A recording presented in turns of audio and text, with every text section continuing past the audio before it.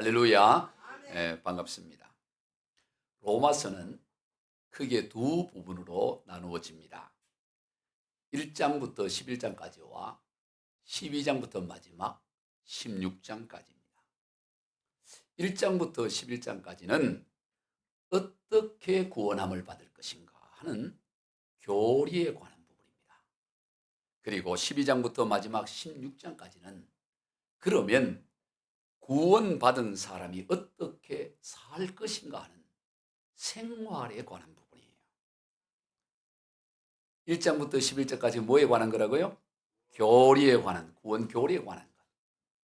12장부터 마지막 16장까지는 삶, 생활, 구원받은 자가 어떻게 살아야 할 거냐라는 삶에 관한 영역입니다. 우리는 지난 시간까지 어떻게 구원함을 받을 것인가에 대해서 살펴보았어요. 여러분, 어떻게 우리가 구원함 곧 의롭다함을 얻습니까? 답은 믿음입니다. 그것도 오직 믿음입니다. 여러 방법 중에 하나인 믿음이 아니고 오직 유일한 오직 믿음. 오직 믿음으로만 구원함을 받고 오직 믿음으로만 의롭다 칭함을 얻게 되는 것입니다. 이것을 우리는 한문으로 이신칭이 믿음으로 의롭다 칭함을 받는다는 것이요. 그런데 사실 이것은 굉장히 받아들이기 어려운 교리예요. 믿음으로 구원함을 받는다. 얼핏 들어보면 참 쉽고 단순한 교리인데 곰곰이 생각해 보면 너무나 어려운 그런 진리고 교리예요. 차라리 뭐라도 노력하면 의로워지고 구원함을 받는다. 그러면 좀 납득이 가고 받아들일 수도 있어요. 예를 들어 자기 재산의 절반을 드려야 된다든가 뭐 100억을 드려야 된다든가 그러면 구원함을 받는다. 그러면 100억 이상인 재산인 가도 있으니까 100억 너무 크나요? 10억. 예, 10억을 하면 10억도 좀 큰 것 같아요. 3억을 합시다. 예, 3억을 하든 하나님 앞에 좀 덜 먹고 해서 하나님 앞에 드리면 구원함을 받는다. 그러면 그래도 뭐 좀 있지 않겠어요? 예. 아니면 성지순례를 갔다 오면 구원함을 받는다. 그러면 그냥 성지순례 아니고 여기서 걸어서 자기 집에서 걸어서 성지순례 갔다 오면 맨날 몇 년 해서 걸어서라도 가는 사람이 있을 수 있겠죠. 그게 아니면 욕심을 버리면 욕심만 버리면 구원 안 받는. 그럼 욕심 버리기 위해서 머리도 깎고 산속에 들어갈 수도 있고 그러지 않겠어요? 뭔가 뭐 어떤 노력을 하면 구원을 받는다. 그러면 그래도 납득이 가능한데 아니 그런 게 아무 필요하지 않고 오직 믿음으로만 구원함을 받는다. 이게 참 받아들이기가 어려운 교리인 것이죠. 그런데 여러분, 그래서 우리가 지금 11장까지 장장 11장에 걸쳐서 이 구원에 관한 교리를 배운 거예요. 11장에 걸쳐서. 왜 이게 쉽게 납득하기 어렵기 때문에. 그냥 한 줄로 끝날 수 있는 걸 11장을 거쳐서 왜 믿음으로만 구원함을 받는가? 이걸 사도 바울은 설명하고 있었던 것이죠. 그러면 여러분, 왜 인간의 노력이나 행위로는 근본적으로 의로워질 수 없는 것입니까? 또 예수님은 누구십니까? 도대체 믿음은 무엇입니까? 그래서 지금까지 살펴본 것이 바로 그런 내용이었는데 여러분 이번 기말고사에 믿음이란 무엇인지 정리하시오. 그러면 뭐 좀 쓸만한 게 있을까요? 왜 인간의 노력과 행위로는 구원에 이를 수 없습니까?를 논하시오. 예수 그리스도 누구신가에 대해서 논하시오. 그러면 여러분도 어떻게 논할 거예요? 여러분 우리가 지금까지 이런 부분을 11장에 걸쳐서 살펴봤어요. 이 복습하는 차원에서 잠시 한번 살펴보면 왜 인간의 노력과 행위로는 근본적으로 의로워질 수 없다고 했죠. 왜 근본적으로 구원이 이룰 수 없는가? 그것은 바로 이미 모든 인간은 다 죄인이기 때문이다. 모든 사람이 다 죄를 범한 죄인이다. 그리고 죄는 어떤 의로운 행위로도 어떤 노력으로도 죄는 해결할 수 없다. 이것이 우리가 지금까지 살펴본 거였어요. 여러분 아무리 의로운 행위를 하더라도 죄는 죄고 의는 의일 뿐이에요. 여러분, 의 10개가 죄 하나를 해결하지 못합니다. 아니, 의 10,000개가 죄 하나를 없앨 수가 없어요. 예를 들어 이렇습니다. 신림역에 묻지마 칼부림 사건이 일어났잖아요. 근데 이 사람이 알고 봤더니 굉장한 사람이야. 예를 들어 그런 거예요. 그래서 사람을 죽이기도 했는데 나라를 구하는 일을 했다고 봅시다. 참 잘못했구나. 내가 참 미쳤지. 이래 하고 회심을 하고 어떤 일을 하냐면 해결을 하고 가정하는 거예요. 북한에서 핵이 날아오는데 이 핵이 여기 저 서울에 떨어지면 몇 천 명, 몇만 명, 수십만 명이 죽을 수 있는데 이 친구가 그 핵이 날아온 걸 잡아가지고 자기가 개발한 걸 가지고 이걸 차를 급히 몰고 와서 저 서해 앞바다에 터뜨려가서 한 사람도 죽지 않게 되는. 만약에 터뜨렸다면 다 죽었다 그러면 그 사람의 노력으로 인해서 약 한 수백만 명이 살아났어요. 그렇다면 이 사람이 행한 이 범죄행위 묻지마 살인 행위는 없어지고 무효가 될까요? 아니면 그거는 그거고 이거는 이거고 별개일까요? 헷갈리는 것 같아요. 이리 되면 학점 C밖에 안 나와요. 별개. 여러분, 죄는 죄고 의는 의고, 나라를 구하는 의는 나라를 구하는 의고, 내가 죄를 범한 것은 죄고 아무리 1,000,000명 몇백억을 다 구원하고 살려도 죄 하나를 해결하지 못하는 거예요. 따라해 봅시다. 죄는 죄고 의는 의일 뿐이다. 그러므로 인간의 어떤 노력과 어떤 행위로도 의로워질 수가 없는 거예요. 왜? 이미 죄를 범한 것을 해결할 수가 없다고. 이미 인간은 죄인이기 때문에 죄 하나도 어찌할 수 없어요. 절도죄 하나, 거짓말하는 것 하나, 미워하는 것 하나, 어느 것 하나도 인간의 어떤 노력으로 아무리 수고하고 애를 쓰고 고행을 하고 아무리 뭘 해도 이미 범한 죄 하나를 어찌할 수가 없는 것입니다. 이걸 우리가 지금까지 살펴본 거예요. 그리고 예수님은 누구신가에 대해서도 우리가 살펴봤죠. 예수님은 근본 하나님의 본체이십니다. 하나님이십니다. 그리고 왜 예수님이 하나님이시냐? 아니, 다가 자기가 하나님이라 그러면 다 하나님인가요? 그렇지 않잖아요. 예수 그리스도가 하나님이신 것을 어떻게 바울은 입증을 하고 있었습니까? 그것은 바로 예수님은 어느 날 갑자기 내가 하나님이다 이렇게 오신 것이 아니고 이미 수천 년 전에 여러 선지자를 통하여 예언되고 기록된 대로 예언의 성취로 오셨다. 세상에 어떤 사람도 예언의 성취로 이루어진 것이 없어요.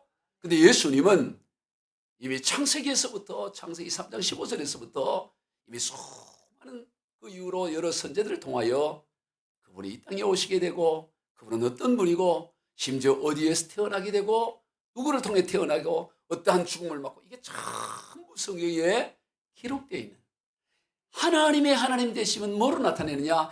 예언하시고 예언하신 바를 성취함을 통해서 참 하나님이 드러나는 거죠.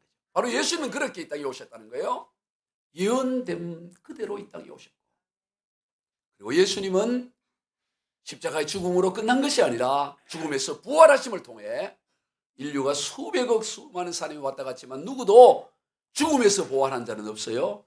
죽었다고 하는 자를 혹 살릴 수는 있을지 모르지만 죽었는데도 자기가 죽었는데 살아난 자는 없다 이 말이에요. 이 부활을 통해 완전한 새 생명의 부활을 통하여 예수 그리스도가 참 하나님이고 그리스도라는 것을 입증하고 있다. 이게 사도 바울이 지금까지 살펴본 부분이었어요. 그래서 예수님의 죽음은 단순한 한 의로운 사람의 죽음이 아니라 창조주 하나님의 죽음이고 그러기에 예수님의 그 창조주 하나님의 피값으로 우리가 구원함에 이르게 되었다. 그것을 말씀했습니다. 그리고 또 우리가 살펴본 것은 믿음에 대한 정의였어요. 믿음이 무엇인가? 믿음이라는 것은 그저 예수님께서 2000년 전에 이러이러한 일을 했고 이러이러한 그런 사역을 했다는 것을 알고 인지하고 고백하는 그 정도가 믿음이 아니고 믿음은 바로 그 예수님이 지금 내 인생 가운데 찾아오셔서 나와 함께 연합하고 함께 동행하며 함께 살아가는 삶이요 생활 자체가 믿음이다 그랬어요. 영접하는 것이 믿음이라 그랬어요. 영접하는 자, 곧 그 이름을 믿는 자. 예수 이름을 믿는다는 건 뭐냐? 예수님을 내 삶의 내 인격 가운데 모셔드리는 것이 믿음이라 그랬습니다. 그래서 오늘 우리의 신앙생활은 예수님과 함께하는 삶이에요. 이게 놀라운 거예요. 놀라운. 세상의 종교는 뭐 이렇게 저렇게 다 믿고 인지하고 그렇다 그 정도에 머물지 함께하는 삶이 있는 그런 건 없어요. 신앙생활의 믿음은 하나님과 연합하여 동행하고 함께하는 삶이라는 것입니다. 이러한 부분들에 대해서 지금까지 우리는 살펴보았어요. 그리고 이제 12장에 이르게 된 것입니다. 그러면 이제 어떻게 살아야 할 것인가? 삶에 대한 부분이 남았어요. 실제 삶. 예수님을 믿음으로 의롭다 함을 받은 사람은 이제 구체적으로 어떠한 삶을 살아야 할 것인가? 오늘 보면 1절을 같이 봅니다. 시작. 그러므로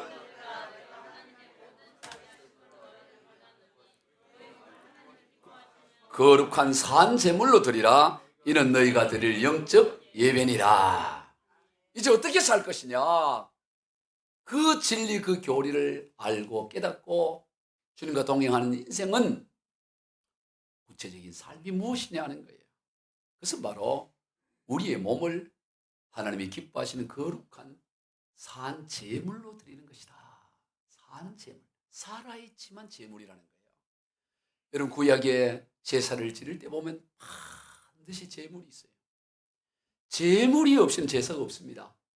모든 제사에는 제물이 있어요. 제물 없이 드린 건 제사가 아니에요. 그런데 구약에 드린 모든 제물에 공통점이 있습니다. 양이든 소든 염소든 정 가난하면 비둘기든 산비둘기든 정 그것도 없으면 곡식이든 어떤 것이든 예물을 가지고 하나님 앞에 나와 제물로 가지고 제사를 드리는데 그 모든 제물의 공통점은 뭐냐? 반드시 죽어야 한다라는 것입니다. 반드시 죽여야 하는 거예요. 아무리 황소가 비싸고 아무리 굉장해도 산 걸 가지고는 드릴 수가 없어요. 죽여야 돼요. 곡식도 죽여야 돼요. 그래서 곡식도 아주 가루가 되어 고운 가루가 되어서 부수어서 그렇게 드리는 거지 살아있는 것으로는 드릴 수가 없는 거예요. 그것도 죽이는 것도 한 번 죽이는 게 아니에요. 최소 5번 이상 죽여요. 완전히 죽여요. 예를 들어 양을 제물로 드릴 때 양을 끌고 제사를 드리고 하는 사람이 그 양의 머리에다 자기의 죄를 전가를 합니다. 축구하는 안수가 아니에요. 자기 죄를 거기에 전가합니다. 그리고 나서 어떻게 합니까? 칼로 양의 목을 잘라요. 그러면 피가 철철철철 흘러넘치겠죠. 그것을 제사장이 그 피를 받아 제단에 뿌리죠. 그리고 끝나는 게 아닙니다. 목을 자른 그 사람은 그 칼로 양의 모든 가죽을 다 벗겨요. 가죽을 벗기면 살 수가 없잖아요. 두 번째 죽음입니다. 그리고 세 번째는 양 다리 모든 사지를 자릅니다. 이걸 각을 뜬다 그래요. 각을 다 잘라내요. 그리고 네 번째는 어떨까 할까요? 내장을 다 꺼내서 내장을 깨끗하게 시킵니다. 내장 꺼내면 다 죽는 거죠. 그걸로 끝나는 것이 아니라 그것을 이제는 제단에 올려서 다 불로 다 태워 죄가 되게 해요. 5번째 죽음입니다. 그걸로 끝나지 않아요. 그 죄를 가지고 모아서 동쪽에 버리는 곳에 갖다가 버리는 겁니다. 6번째 죽음이에요. 완전한 죽음이에요. 완전한 죽음. 철저한 죽음이에요. 이게 바로 제사예요. 바로 이 제사를 드리는 이 사람은 그 양을 잡고 가죽을 벗기고 사지를 자르고 불을 태우고 이걸 전부 과정을 통해서 자기 자신을 거기서 바라보는 거예요. 나의 완전한 죽음을 고백하는 것이죠. 그게 제사인 것을 보게 되는 것이죠. 어떤 제물도 살아 있으면 안 돼요. 제물이 살아서 뛰어다니면 그 제물이 아니고 괴물이 되는 거예요. 모든 제물은 다 철저히 죽여야 되는 것입니다. 바로 구원받는 자의 삶이 그런 거예요. 믿음의 삶의 특징이 뭐냐? 그렇게 죽은 자로서 사는 삶이에요. 죽은 자로서 사는 삶. 이게 산제물이에요. 아멘. 죽은 자로서 사는 삶, 이게 바로 구원받은 자가 살아가야 될 삶의 첫걸음이다라는 것이죠. 그럼 무엇으로부터의 죽음입니까? 바로 세상으로부터의 죽음이에요. 세상의 욕심과 정욕과 탐욕으로부터의 죽음이에요. 주 예수보다 더 귀한 것은 없네. 주 예수보다 귀한 것으로부터의 죽음입니다. 주 예수보다 귀한 것은 다 죽이는 거예요. 이 세상 부귀와 바꿀 수 없네. 이 세상 명예와 바꿀 수 없네. 이 세상 행복과 바꿀 수 없네. 세상 즐거움 다 버리고 세상 자랑 다 버렸네. 이게 바로 구원받은 자의 삶이라는 것입니다. 주 예수보다 귀한 모든 세상 명예, 세상 자랑, 세상 부귀 영화 다 죽이는 거예요. 여러분, 구원받은 자의 삶은 무엇을 행하느냐에 포커스에 있지 않아요. 교회에 와서 내가 왕년에 뭐 했다. 쓸데없는 소리예요. 나라 대통령 해도 아무 의미가 없어요. 뭐를 했냐는 아무 중요하지 않습니다. 구원은 또 지금 내가 뭘 하고 있다. 그것도 아무 중요하지 않아요. 교회 안에서는. 구원받는 자의 삶의 포커스는 무엇을 행하느냐에 있지 않고 무엇으로부터 죽음에 있느냐. 무엇가 죽었느냐. 죽었느냐. 산 재물이 되느냐. 이게 죽었느냐. 이게 우리의 포커스예요. 죽어 있느냐 이거예요. 얼마나 큰 교회를 세우느냐가 아닙니다. 얼마나 큰 일들을 이루느냐가 아닙니다. 얼마나 옛 자로부터 죽어 있느냐 하는 거예요. 죽어 있느냐. 할렐루야. 이게 구원받은 자의 삶이에요. 죽어야 됩니다. 죽어야 돼요. 교회에 와서 머리 들 거 없어요. 그게 가장 귀한 거예요. 죽음이죠. 갈라디아서 5장 24절입니다. 그리스도 예수의 사람들은 육체와 함께 그 정욕과 탐심을 십자가에 못 박았느니라. 십자가에 못 박은 다 죽는 거죠. 그리스도 예수의 사람이 누구냐? 바로 육체와 함께 그 정욕과 탐심을 십자가에 다 못 박아버린 사람. 그가 바로 산 제물을 드린 자요. 이것이 예배예요. 예배가 뭐냐? 오늘 본문 1절 다시 한번 읽어봅시다. 시작. 그러므로 형제들아 내가 하나님의 모든 자비하심으로 너희를 구하노니 너희 몸을 하나님이 기뻐하시는 거룩한 산 제물로 드리라. 이는 너희가 드릴 영적 예배니라. 구원받은 사람은 늘 영적 예배를 드려야 되는데 영적 예배라는 이 영적이라는 게 우리가 생각하는 일반적인 그 영적이라는 게 아니고 합당한 또는 적당한 진정한 이런 의미 진정한. 그래서 다른 성경 번역에서는 진정한 예배니라 또는 합당한 예배니라 이렇게 번역을 해요. 여러분 오늘 구원받은 자의 삶은 예배 드리는 삶, 합당한 예배를 드리는 삶인데 그 삶은 뭐냐? 살아있지만 죽은 자로서 살아가는, 죽은 자로서 사는 삶, 이것이 산 제물이요. 이것이 바로 합당한 예배를 드린 자의 삶이라는 거예요. 이게 우리의 신앙이에요. 여러분 결혼식을 행하잖아요. 요즘 이제 또 가을이 되고 하면 결혼식이 많이 있는데 여러분 결혼식이 있고 결혼 생활이 있지요. 마찬가지입니다. 예배가 있고 그다음 뭐가 있어야 되느냐? 예배 생활이 있어야 돼요. 여러분 결혼식은 결혼 생활을 위해서 있는 거죠. 마찬가지입니다. 예배는 왜 있느냐? 예배 생활을 하기 위해서 있는 거예요. 결혼식은 결혼식을 하고 이제 신랑과 신부가 세상을 향해 딴딴딴딴딴 이렇게 나갈 때 그때부터 진정한 결혼이 되는 거 아니겠어요? 결혼식만 화려하게 하면 뭔 의미가 있어요? 그 다음부터 진정한 결혼이 되는 것처럼 우리 예배도 마찬가지예요. 이 1시간 예배를 드리고 나서 그 다음 축도가 끝나고 삶으로 드려지는 예배 생활, 이것이 중요하다는 것입니다. 이것이 진정한 예배예요. 그리고 이 예배의 핵심은 뭐냐? 그는 자아의 죽음이라는 거예요. 욕심과 탐욕으로부터의 죽음. 여러분 오늘 예배가 끝나고 그 다음 뭘 하느냐? 예배 생활을, 진정한 예배 생활은 뭐냐?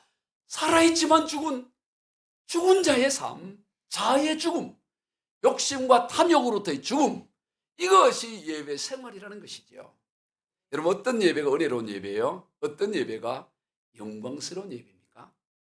예배 가운데 옛 자아의 죽음을 경험케 하는 예배예요.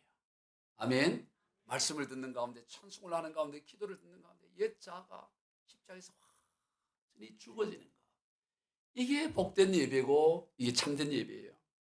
예배 가운데 욕심과 탐욕이 내려지는 예배, 욕망이 내려지는 예배, 그게 진정한 은혜롭고 영광스러운 예배.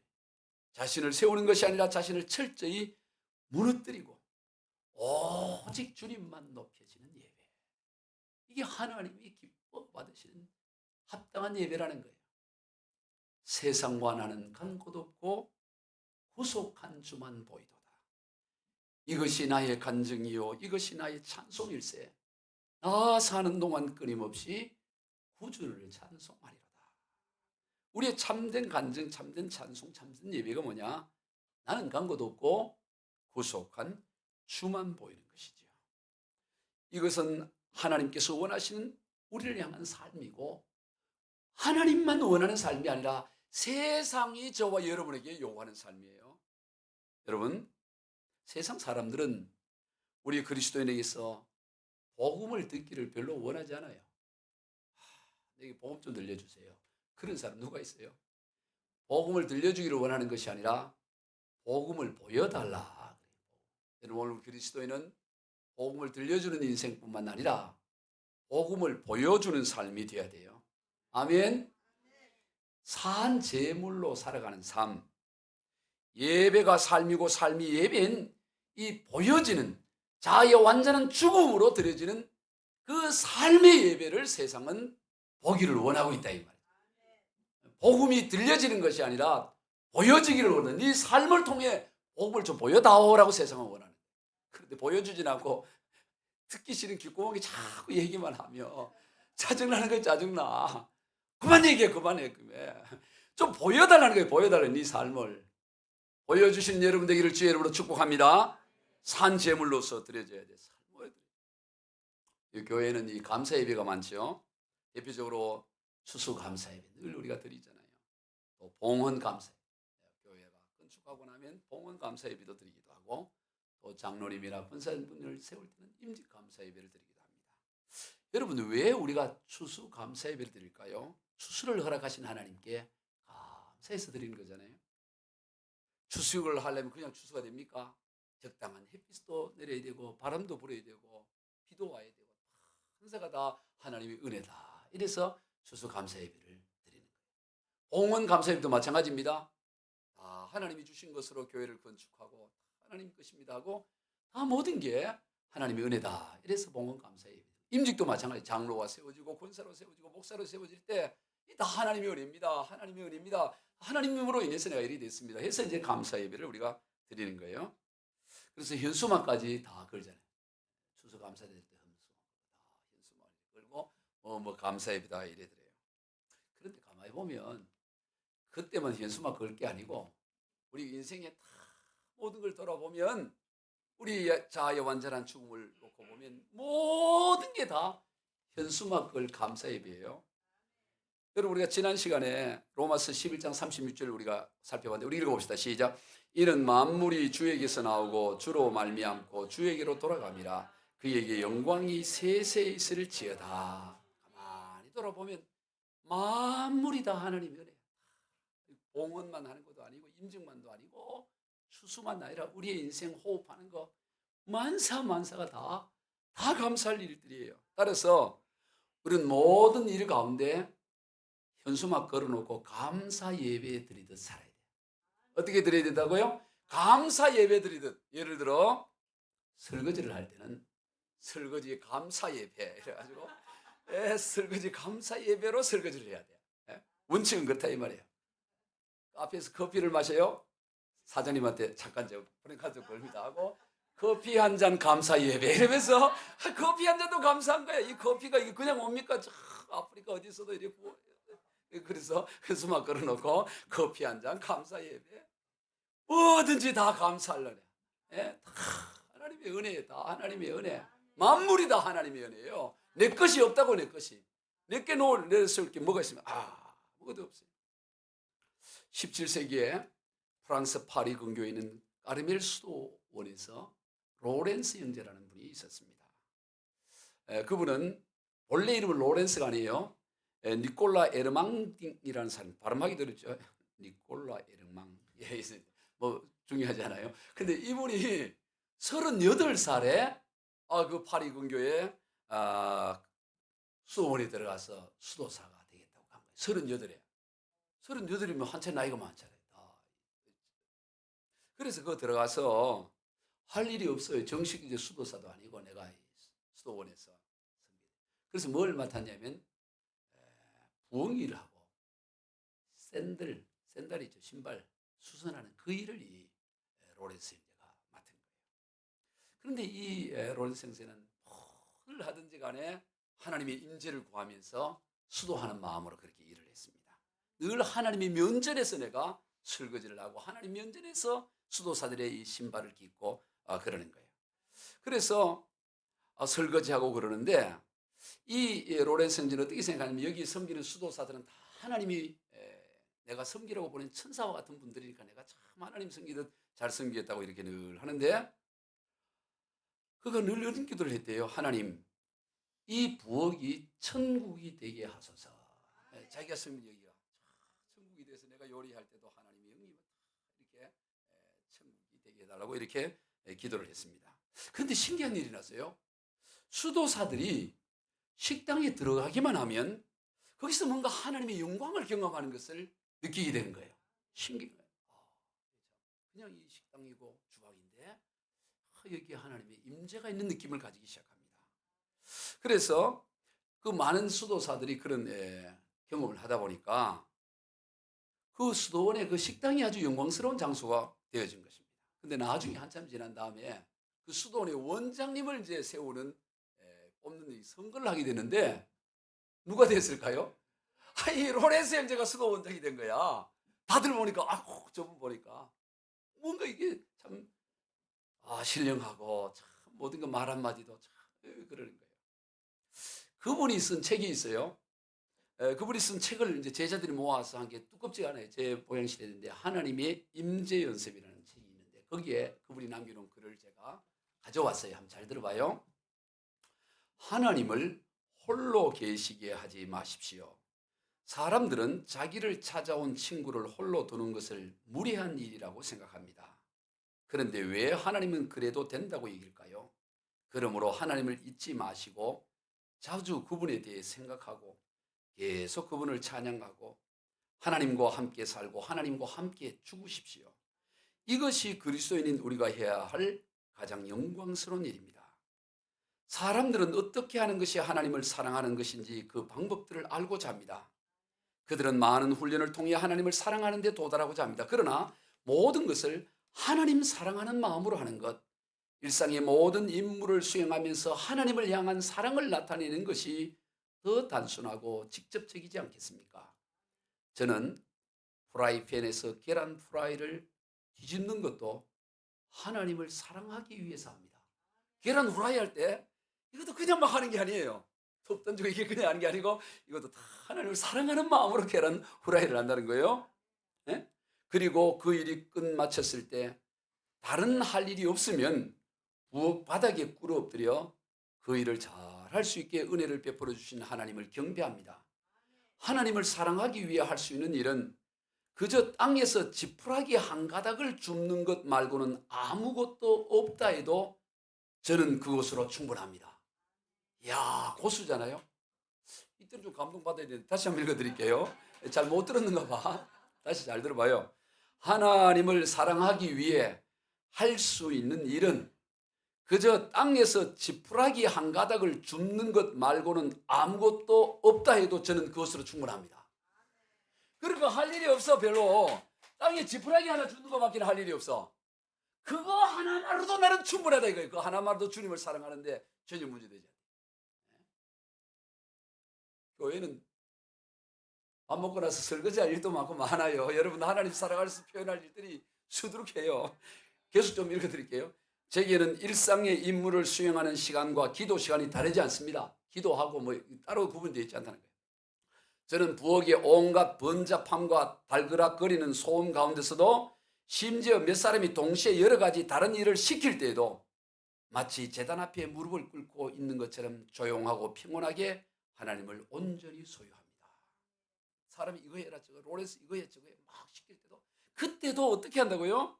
마치 제단 앞에 무릎을 꿇고 있는 것처럼 그렇게 일을 감당한다. 롤에스 형제, 여러분 오늘 우리도 이런 삶이 되기를 축복합니다. 우리는 오직 믿음으로 구원함을 받았고 그리고 이제 삶은 믿음을 표현해주고 나타내야 돼요. 삶에서 믿음이 보여져야 돼요. 믿음이 뭐냐? 구원을 어떻게 받느냐? 너무너무 공부 잘했잖아요. 이제는 뭐냐? 삶 가운데 믿음이 보여지고 나타나야 된다는 것입니다. 오늘 우리 그리스도인의 문제가 여기에 있습니다. 정작 삶 가운데 믿음이 보이지 않아요. 천국을 말하지만 삶을 보면 천국이 없는 것처럼 살아갑니다. 하나님을 말하지만 삶 속에 하나님이 보이지 않습니다. 믿는다고 하는데 정작 삶을 들어보면 전혀 믿지 않는 것처럼 살아가요. 이를 우리는 실천적 무신론자다. 삶에는 무신론이야. 하나님 믿지는 않아요. 그럼 우리는 이런 반문을 해요. 그럼 목사님 결국 행위가 중요하다는 거 아닙니까? 행위로 구원함을 받는다는 것과 뭐가 다릅니까? 출발은 다르지 결과는 뭐 같은 거 아니에요? 결국 행위를 해야 된다는 거니까. 이렇게 이런 반문할 수 있어요. 그럴 줄 알고 사도 바울이 2절에 잘 적어놨어요. 한번 읽어봅시다. 시작. 너희는 이 세대를 본받지 말고 오직 마음을 새롭게 함으로 변화를 받아 하나님이 선하시고 기뻐하시고 온전한 뜻이 무엇인지 분별하도록 하라. 여기 보면 변화를 해라 그러지 않고 뭘요? 변화를 받아라. 이게 핵심이에요. 스스로의 노력으로 변화하는 게 아니다는 겁니다. 변화하는 게. 변화를 받아야 돼. 변화. 이 변화를 받는다는 영어로 be transformed 수동태로 썼어요. be transformed. 여러분 죄인인 인간이 어떻게 스스로의 힘과 노력으로 세상 정욕과 탐심으로부터 죽을 수 있겠어요? 야, 욕심 버려야지. 나 이제 좀 욕심 버리고 살아. 물론 그렇게 생각을 하긴 하지만 이게 잘 안 된다고. 예레미야 12장 13장 23절에 보면 그런 내용이 있어요. 너 구스인 즉 에티오피아인이 자기 피부색 검은색을 바꿀 수 있냐? 표범이 반점을 바꿀 수 있어? 여러분 표범이 반점을 바꿀 수 없잖아요. 그것처럼 악에 익숙한 너희가 어떻게 악을 버릴 수 있느냐 이런 표현이 나와요. 여러분 인간의 노력으로는 한계가 있는 것입니다. 표범이 자기 반점을 바꿀 수 없는 것처럼 구스인이 검은 피부를 바꿀 수 없는 것처럼 그런 거예요. 그러나 변화라는 것은 내가 만들어가는 게 아니고 변화는 받는 거예요. 변화를 받으면 가능하다는 거예요. 하나님께서 해주시면 가능하다는 거예요. 이 변화를 내가 하라는 게 아닙니다. 변화 받아. 하나님이 너를 통해 변화를 시킬 거니까 변화를 받아라. 우리 에스겔 36장 21절 이하를 봅니다. 시작. 또 새 영을 너희 속에 두고 새 마음을 너희에게 주되 너희 육신에서 굳은 마음을 제하고 부드러운 마음을 줄 것이며 또 내 영을 너희 속에 두어 너희로 내 율례를 행하게 하리니 너희가 내 규례를 지켜 행할지니라. 여기 보면 하나님이 그렇게 만들겠다네. 하나님. 내가 새 마음을 너희에게 줄게. 내가 부드러운 마음을 내가 줄 테니까 주는 거 받아. 받기만 하면 된다니. 받기만 하면. 네가 뭐 하려고 하지 말고 받으려고 해라는 거예요. 여러분 받아들이기만 하면 됩니다. 하나님께서 주시는 변화를 받아들이기만 하면 변하지 않을 사람이 아무도 없어요. 변하지 못할 아무도 없습니다. 변하려는 자세로 나가기만 합니다. 물론 나가려는 노력은 해야 되겠죠. 가만히 누워있으면 날 변화시켜 주시오. 이건 안 되잖아요. 변하기를 원하면 변해. 근데 내가 가만히 보니까 사람들이 별로 변하려고 생각을 안 해요. 안 변하려고 애쓰는 것 같아요. 이렇게 정신 차려야지. 이러다 변하지 말아야지. 이렇게 각오를 하는 것 같아요. 각오를. 왜냐? 나는 변화가 안 된다. 이렇게 생각을 해요. 왜냐면 몇십 년 지나도 뭐 그게 그건 것 같고 자신의 변화의 가능성을 인정을 하지 않아요. 여러분 변화의 가능성을 인정하지 않는데 어떻게 변화돼요? 나는 안 변해요. 이렇게 생각한다고. 나는 그냥 내대로 그냥 살아갑니다. 이 다 생각하는 거예요. 변하려고 노력을 안 해.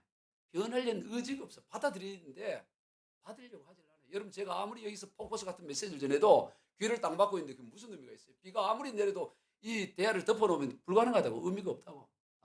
받아들일 생각이에요. 그리고 나는 받아들여도 변하지 않을 거다 이런 생각을 하고 있는 거예요. 이것으로부터 벗어나야 돼요. 여러분 나도 얼마든지 변화될 수 있다. 이걸 기대를 해야 돼요. 이 기대감이 있어야 돼요. 나도 변화될 수 있어. 나도 요한처럼, 나도 다윗처럼, 나도 요셉처럼, 나도 베드로처럼, 바울처럼, 나도 사도연처럼 얼마든지 나도 변화될 수 있어라는 이 가능성부터 열어놔야 돼요. 아멘. 그냥 이래 살다 그냥 가지 이렇게 생각하면 안 된다고. 나도 사도 바울처럼 살 수 있고, 나도 베드로처럼 살 수 있고, 나도 요셉처럼, 나도 다윗처럼 변할 수 있다라는 이 가능성부터 열어놔야 된다고요. 이 가능성을 닫아놨는데 어떻게 변화가 일어나겠어요? 변하지 않으려고 각오하고 있는데 그러면 안 된다. 변화에 대한 가능성, 변화에 대한 믿음을 가져야 된다. 하나님이 바꿔주시면 나도 얼마든지 변화될 수 있다. 이 믿음을 가져야 돼요. 아멘. 가능성을 열어야 돼요. 가능성을. 저는 요즘 우리 교회와 한국교회를 보면서 가슴에 불이 붙어요. 지금 한국교회가 너무너무 어려운 가운데 있어요.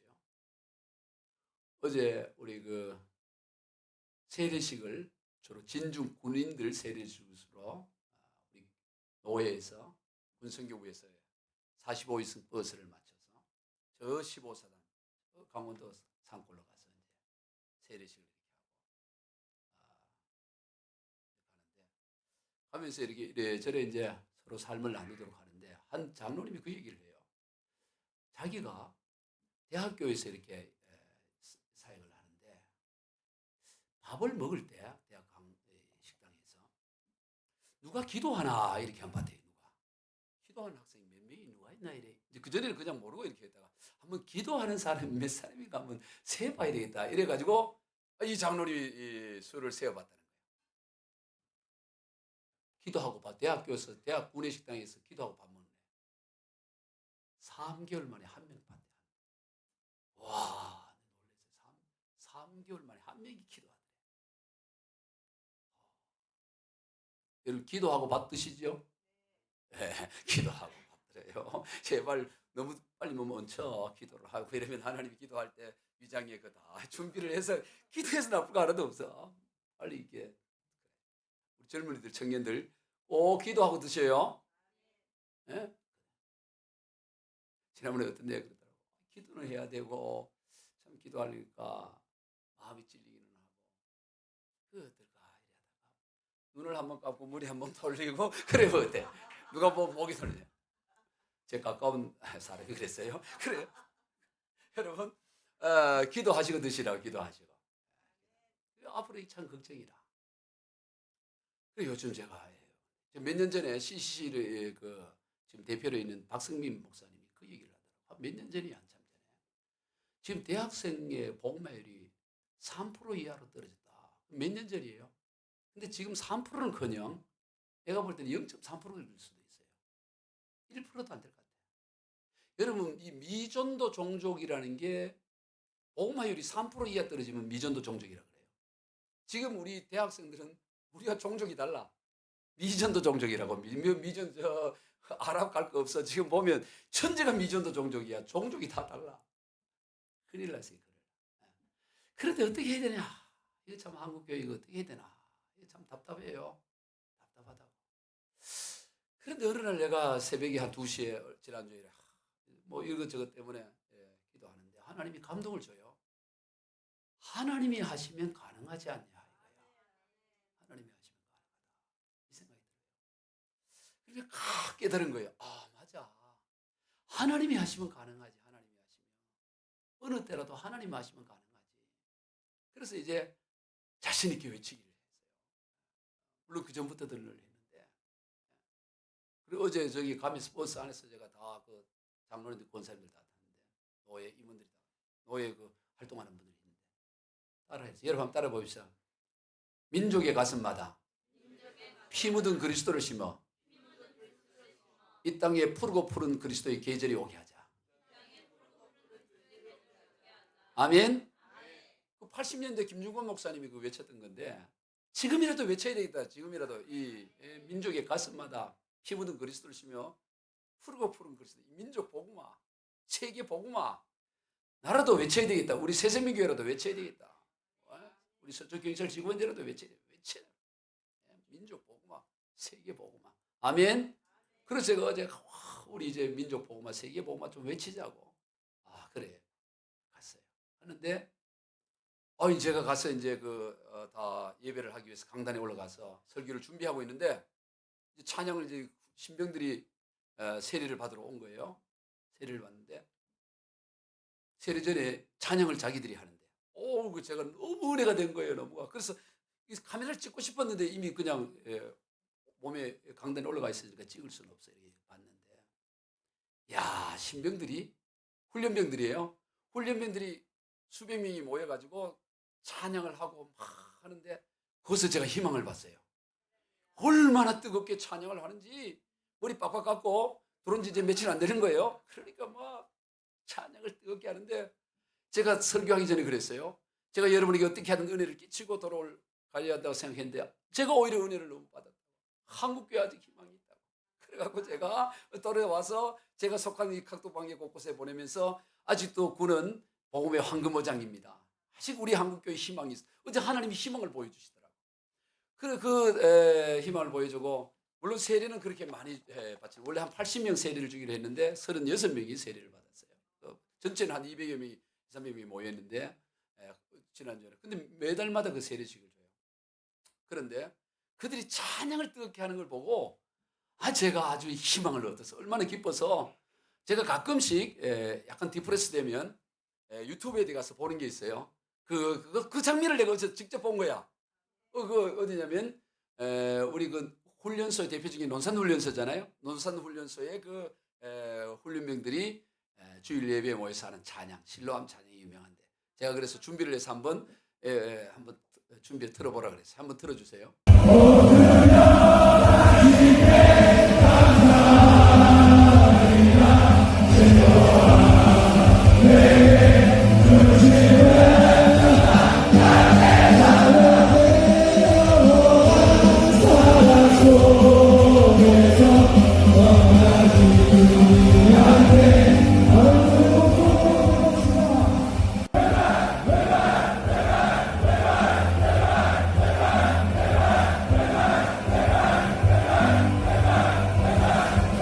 코로나 전에 있었고,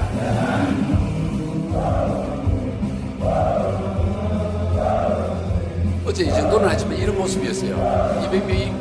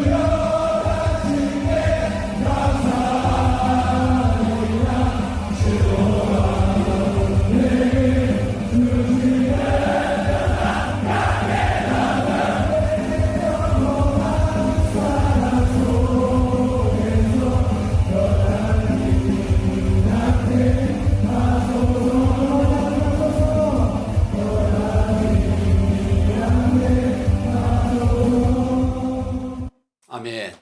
여러분, 참 뜨겁잖아, 그죠? 이걸 현장에서 보았어요.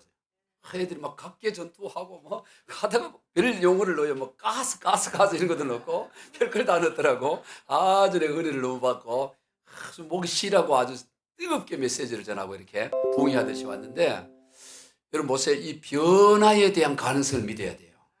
몇 년 전이라고? 2019년이니까 몇 년 전이잖아요. 코로나 전에. 얼마든지 우리가 기대를 가지고 이제 끝났어 이런 생각하면 안 돼. 심령은 그대로예요. 심령은 그대로. 우리가 정말 한국교회 또 우리 스스로 변화에 대한 가능성을 가져야 돼요. 아멘? 그냥 이렇게 살다가 이렇게 생각하지 말아요. 정말 변할 수 있다. 누구든지 보고 변화를 받으면 되는 거 안 받으려고 하니까 안 되는 거지. 받으려고 해보세요. 여러분 지금 이 시간에도 은혜 받으려고 하고 주의 말씀 들으려고 하고 귀를 열려고 하고 사모하고 얼마든지 변화될 수 있다고. 얼마나 할렐루야. 그냥 그대로 보내면 안 된다. 두 번째,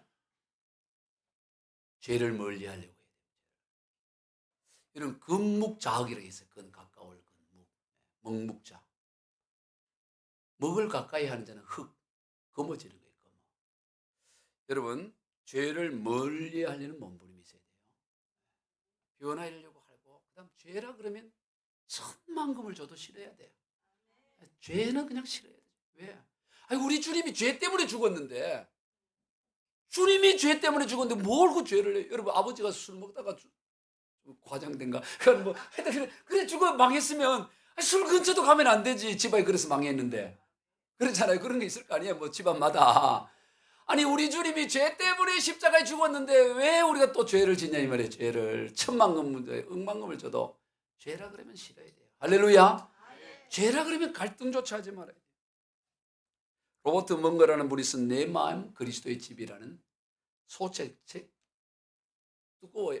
한 1, 20분만 읽으면 금방 읽어. 내 마음은 그리스도의, 이 책이 얼마나 많이 팔린, 1000만 부 팔린 책인데요. 책 내용이 간단해요. 제가 그 요약을 해왔는데, 인간의 마음, 저와 여러분의 마음을 집으로 비유해서 예수님께서 집안에 함께 사신다는 걸 내용으로 해서 글을 썼어요. 먼저 예수님과 함께 서재에 들어갑니다.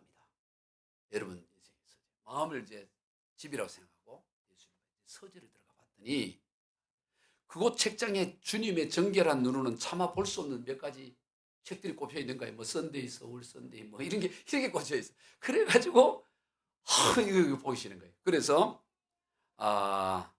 또 벽장에도 보니까 뭐 야시구리하니 그리 다 뜯어내는 거예요. 책 꺼내고 그 뜯고 이렇게 하는 거예요. 주님께서 그걸 치우는 거예요. 그리고 책장에다가 성경책을 거기에 꼽아놔요.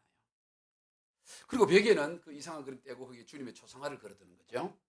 그런 식으로 주님과 함께 주방도 들어가 보고 거실도 가고 작업실, 침실 다 정리하는 거예요. 예수님을 모시고 우리의 마음의 집에 쭉 정리를 하는 거예요. 그런데 자물쇠로 잠가놓은 그 벽장이 있는 거예요. 그 벽장에는 자물쇠를 딱 잠가놔. 거기에는 아무도 알리고 싶지 않고 예수님에게도 보이고 싶지 않는 것들이 그 안에 있어요. 그것들은 옛 생활의 찌꺼기들로서 악한 것이에요. 아주 악하지는 않더라도 주님 보시기엔 그렇게 합당하지 않는 거예요. 냄새가 나는 거죠. 주님께서 거기를 들여다보자. 이거 한번 열어봐라 이러는 거예요. 열어봐라. 여러분 마음의 집에 그런 벽장에 있는 그거 누구에게도 보이고 싶지가 않아. 예수님에게도 보이고 싶지가 않아요. 그런데 예수님은 그거 한번 열어봐라 이렇게 얘기를 하는 여러분. 그 여러분 어떻게 하실까요? 보여주고 싶지가 않아요. 이것만은 정말 보여주고 싶지 않아요. 예수님한테도. 그래서 소홀히는 생각해요. 이건 너무하시잖아. 여기까지 다 보셔야 돼. 다 내가 보여드렸는데. 그랬더니 예수님이 보이기를 싫어하니까 이런 냄새를 맡으면서 나는 여기 함께 머물 수 없다고 하시고는 주님이 거하시는 침대를 베란다 밖으로 뒤편으로 내놓겠다는 거예요. 나는 이거 같이 못 사겠다. 이 냄새는. 나는 저 베란다 저쪽에다가 내 침대 놓겠다. 이러는 거예요. 그래서 결국 어떻게 했을까 이 사람이? 어쩔 수 없이 그 열쇠를 내어드린 거예요. 그리고 그러자 예수님께서 그 벽장을 여시고 거기 썩고 있는 모든 물건들을 다 꺼내서 멀리 다 버리는 거예요. 그리고 주님께 이 집의 명의도 소유권도 주님의 이름으로 돌리는 거예요. 책이 두껍지 않아요. 간단한 내용이에요. 그리고 주님께 뭐라고 하랬냐면 이런 얘기합니다. 주님, 지금까지는 주님이 손님이었고 제가 주인이었습니다. 그러나 이제부터는 제가 하인이 되겠습니다. 주님이 저와 이 집의 주인이 되어 주십시오. 이러면서 이 내 마음 그리스도의 집이라는 책이 마무리돼요. 여러분 우리 신앙생활이 그런 겁니다. 우리 인생의 주인의 자리를 주님께 내어드리고 죄된 것을 멀리하고 주님에게 모든 것을 맡기는 거예요. 이게 신앙생활이에요. 늘 말씀을 드리지만 예수님을 믿는다는 것은 예수님을 우리 인생의 주인으로 인정하는 주인. 주님이라는 게 주인님의 약자잖아요. 여러분 종은 주인이 좋아하는 것을 좋아해야 되고 주인이 싫어하는 것을 싫어해야 돼요. 주인 대신 주님인 죄를 싫어해요. 예수님은 죄를 얼마나 싫어하냐면 죽어버려야 해요. 예수님이 얼마나 죄를 싫어하잖아요. 여러분 주님이 얼마나 죄는 싫어하는지 죄를 위해서라면 십자가에 죽어버려요. 차라리 그냥 죽어버린다고. 그만큼 예수님이 죄를 싫어해요. 주인이 그렇게 싫어하면 오늘 우리도 그렇게 싫어해야 되지 않겠어요? 그게 신앙생활이에요. 죄를 멀리 하려고 몸부림쳐야 됩니다. 죄를 멀리 하려고. 우리가 선을 행하기도 바쁜데 지금 다 뭐하는데 뭘 죄된 걸 합니다. 데살로니전서 5장 21절 22절입니다. 범사에 헤아려 좋은 것을 취하고 악은 어떤 모양이라도 버리라. 다 집어던져라. 다 버려요. 오늘 본문 2절을 현대인 성경은 이렇게 번역했습니다. 읽어봅니다. 시작. 여러분은 이 세상을 본받지 말고 마음을 새롭게 하여 변화를 받으십시오. 그러면 하나님의 선하시고 기뻐하시고 완전한 뜻이 무엇인지를 알게 될 것입니다. 여러분 하나님의 뜻을 모른다고요? 안 버리니까 모르지. 어려워. 그러면 알게 된다는 거예요. 하나님 밝게 알게 해주신다는 것입니다. 여러분 늘 말씀을 드리지만 신앙생활 어렵지 않아요. 신앙생활 결코 복잡하지 않습니다. 욕심과 탐욕으로 눈이 어두워져서 어려운 것입니다. 말씀을 정리합니다. 구원받은 자의 삶은 산 제물로 드려지는 예배의 삶이에요. 삶이 예배가 되고 예배가 삶이 되는 것이죠. 그렇게 하나님은 우리를 이루어 가시기를 원하시고 그렇게 이루어 가시도록 우리가 변화의 자리로 나가는 거예요. 수시로 주님의 변화의 자리로 나가서 우리를 통해서 하나님의 영광이 드러나는, 하나님의 온전한 뜻이 드러나는 거룩한 산 제물로 영적 예배로 합당한 예배의 삶이 되기를 주 예수 그리스도 이름으로 축복합니다. 기도하겠습니다. 하나님 아버지 감사합니다. 오늘 또 복되고 거룩한 주의 날을 우리에게 주셔서 영적 예배에 합당한 예배를 드리라 주님 말씀하오니 주여 우리의 몸이 산제물로 살아있지만 죽은 자로 자의 완전한 죽은 자로 산제물로 영적 예배를 드리는 자의 삶이 되게 하여 주시옵소서. 진리를 깨달았습니다. 1장부터 11장까지 놀랍고 깊고 오묘한 이 복음의 진리를 깨달은 것으로 끝나는 것이 아니라 이제 그 깨달은 바를 우리의 삶으로 보여주는 그런 인생 되게 하여 주시옵소서. 그것은 바로 자아의 철저한 죽음이라고 했사오니 예수 안에서 옛자아는 죽고 오직 예수 생명으로 살아가는 자들이 되게 하여 주옵소서. 축복하며 예수님의 이름으로 기도하옵나이다. 아멘.